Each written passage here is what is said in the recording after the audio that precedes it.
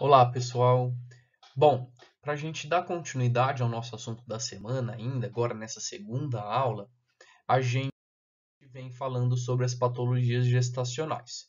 Só que, a partir de então, a gente vai comentar sobre outras causas de perdas da gestação. Nós falamos a princípio sobre causas relacionadas às placenta, né, a placenta daquela fêmea. Então, existem aí algumas situações em que a gente vai encontrar e que estão relacionadas à placenta e que vai predispor aquela mãe a perder a gestação. Aí a gente vai notar aí o desencadeamento de partos prematuros, uma morte embrionária ou até mesmo a morte fetal, depende aí o momento em que essa alteração placentária está ocorrendo, tá?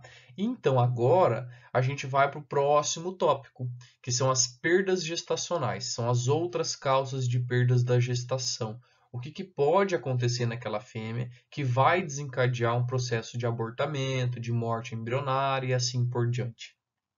E aí, nesses casos, o que a gente vai ver em decorrência das perdas vão ser aí intervalos de partos prolongados, o que é muito indesejável, é, predisposição ao desenvolvimento de afecções reprodutivas, como vocês imaginam, e com uma maior ocorrência na fase embrionária. Isso eu vou falar agora aí para vocês, tá bom? Então, nosso foco vai ser em prol de outras causas aí de perda da gestação das fêmeas.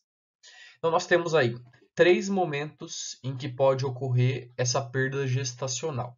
Então, a perda gestacional, ela pode acontecer enquanto aquele concepto ele é um embrião, pode acontecer enquanto ele é um feto ou pode acontecer logo após o nascimento ou durante o seu nascimento. Então são três fases distintas que acontecem aí as perdas gestacionais.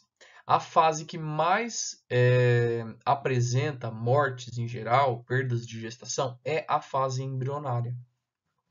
Dentre as três, o percentual acaba sendo maior no momento em que o concepto ele ainda é um embrião. Tá? Então, isso vai variar de espécie para espécie. A gente tem o momento da formação do embrião até o momento da formação fetal. Vocês se lembram disso? São fases, né, gestacionais. No caso da morte embrionária, ela pode ser ainda considerada uma morte embrionária precoce ou uma morte embrionária tardia. A morte embrionária precoce é quando aquela mãe perde aquele embrião antes dele se fixar. E a morte embrionária tardia é pós-fixação. Vocês se lembram numa tabelinha que eu passei a vocês lá na aula de placentação, que o embrião chega um momento que ele começa a se fixar até que aquele botão embrionário vai se desenvolvendo para dar origem ao feto. Então, nesse momento, é uma morte embrionária tardia pós-fixação. Tá? O embrião, uma vez que ele foi perdido, o termo que nós utilizamos é absorção embrionária ou morte embrionária. Alguns estão acostumados a ouvir o termo reabsorção embrionária. Não existe. Reabsorção é um ato que acontece, primeiro tem que ter uma absorção, para depois ser reabsorvido. Então, o embrião teria que ser absorvido, jogado fora de novo e reabsorvido. Então, não existe o termo reabsorção embrionária, mas sim o correto aqui entre nós é utilizarmos a morte embrionária ou absorção embrionária. Por que absorção embrionária? Porque o embrião ele é composto puramente por líquido, então ele é capaz de realmente ser absorvido por aquele tecido. Ao contrário de quando ele é feto. Então, quando ele está na fase fetal, aí não tem como ele ser absorvido, né? Ele não é mais líquido, ele tem tecidos formados, ele tem ossatura formada. Então, o tecido uterino ele não vai absorver osso, não vai absorver músculo, nem nada, nem órgãos, nem nada. Então, no caso das mortes fetais, daí já é num segundo momento, o que a gente vai denominar são processos de abortamento. Então, eu expliquei na aula anterior a vocês também que o abortamento é o ato dela abortar, o ato daquela fêmea estar abortando, e aborto é o produto daquele abortamento. Então, nesses casos, quando há morte fetal, o que a fêmea vai apresentar é um abortamento. Ela vai expulsar ele através de um processo chamado de abortamento. Ou ela pode ficar com ele dentro do útero. Se essa fêmea ficar com um produto, com o feto, tá? Dentro do útero, esse feto ele pode passar por um desses 3 processos aqui logo abaixo do abortamento. Então, esse feto, uma vez retido, que não foi abortado, ele pode ficar mumificado, ele pode ficar macerado ou ele pode ficar pútrido. Tá? Nós vamos discutir isso mais à frente, só para apresentar a vocês essa sequência da nossa discussão. E por fim, pessoal, menos comum de acontecer, mas acontece, a gente tem aí as mortes durante ou pós o nascimento daquele indivíduo. Então, morte perinatal é durante o trabalho de parto. E morte neonatal é logo, imediatamente após o parto. Então, existem esses quadros também que acarretam em perdas da gestação. São menos comuns de acontecer, mas acontece. A gente vai agora falar de um por vez. Começando aí pela morte embrionária, que é, né, uma maior ocorrência nessa fase gestacional de perdas. Então, a morte embrionária pode ser precoce ou pode ser tardia. Isso depende do tempo de fixação placentária de cada uma das espécies. Então, em porcas, a morte embrionária tardia ela é considerada depois desse intervalo de tempo, enquanto que em éguas, a morte tardia é considerada após esse intervalo de tempo, que é quando a placenta termina de fixar. Ok, então essa denominação de morte embrionária precoce ou tardia, isso vai variar de acordo com a espécie. O termo geral que nós usualmente usamos é a morte embrionária ou a absorção embrionária. Não precisa ficar definindo às vezes se é precoce ou se é tardia, tá? Pela diferença que há entre as espécies no tempo de fixação. Então, as causas para o surgimento de mortes embrionárias são diversas, tá? Então, todos esses fatores podem influenciar na morte de embriões. Então, o processo de lactação, então existem fêmeas que logo após parir, apenas num curto espaço de tempo, elas já se tornam gestante novamente. E caso elas se tornem gestante, estando lactentes, né, dando leite ainda para um outro indivíduo, enfim, esse processo de lactação, ele demanda muito nutrientes, certo? Né? Óbvio que aquela fêmea vai precisar de nutriente para se manter viva, para manter o processo de lactação, para manter o outro que está no pé dela mamando, e mais nutriente para manter mais um novo conceito que está se desenvolvendo. Então, caso o processo de lactação seja intenso, a ponto de demandar muito nutriente e num momento faltar, pode acontecer morte embrionária. Então, o primeiro sistema que vai parar de mandar sinal, que vai parar de liberar hormônios, vai ser o útero. E aí, nesse caso, quem está lá vai ser absorvido, vai morrer, que é o caso do embrião. Processos infecciosos também podem acometer, né? A gente tem várias doenças infecciosas, logo à frente eu vou comentar mais delas com vocês. Então, várias infecções bacterianas, virais, fúngicas podem determinar a morte daquele indivíduo, processos localizados de endometrite, mesmo que eu consiga fazer embrião naquela fêmea, esse embrião, quando chegar num ambiente uterino que não está saudável, que tem contaminação, ele vai ser absorvido e vai haver morte embrionária. Então, processos infecciosos localizados e sistêmicos. O tipo de sêmen que nós utilizamos, então a qualidade do sêmen, então sêmens que são portadores de doenças, de agentes transmissores, né, das doenças sexualmente transmissíveis, também vão determinar uma morte embrionária, né, no caso aí da inoculação do agente no trato reprodutor daquela fêmea. Então, o sêmen, ele sempre deve ser testado, sempre avaliado sua qualidade, né, para que não haja esse tipo de desconforto. Fatores ambientais estão mais relacionados ao manejo daquele animal. Então, o manejo diário daquela fêmea, o estresse que eu submeto àquele animal, isso interfere na gestação, na fixação, na implantação embrionária. Um outro fator ambiental que influencia muito, que já tem uma certa comprovação, principalmente em vaca de leite, né, é o estresse térmico. Quando aquelas fêmeas estão passando por um estresse térmico muito intenso, a elevação da temperatura ambiental pode gerar uma alta liberação de cortisol a ponto desse hormônio interferir no reconhecimento materno da gestação. Então, não reconhece a gestação. Por que que não reconhece? Porque o cortisol em níveis elevados, no começo da gestação, ele pode inibir a liberação de fatores do embrião, que o embrião precisa liberar para poder se fixar. Então, como ele vai inibir, o embrião acaba sendo absorvido. Então, fatores ambientais que levam, né, um estresse geral no animal, desde o manejo até mesmo a questão de conforto térmico. Fatores genéticos, isso é mais raro, mas existem algumas doenças genéticas que podem acarretar em morte embrionária. Um quadro clássico aí de alteração genética que pode determinar uma morte embrionária é a endogamia, né? O cruzamento de animais que são parentes próximos, irmão com irmã, pai com filha. Então, nesse caso, a endogamia também pode determinar uma má clivagem embrionária e determinar a sua morte. Fatores nutricionais, eu acabei falando lá na lactação, tá? Então, a nutrição ela anda junto aqui com o processo de desenvolvimento fetal. Vocês acompanharam isso lá na fisiologia, né, da gestação.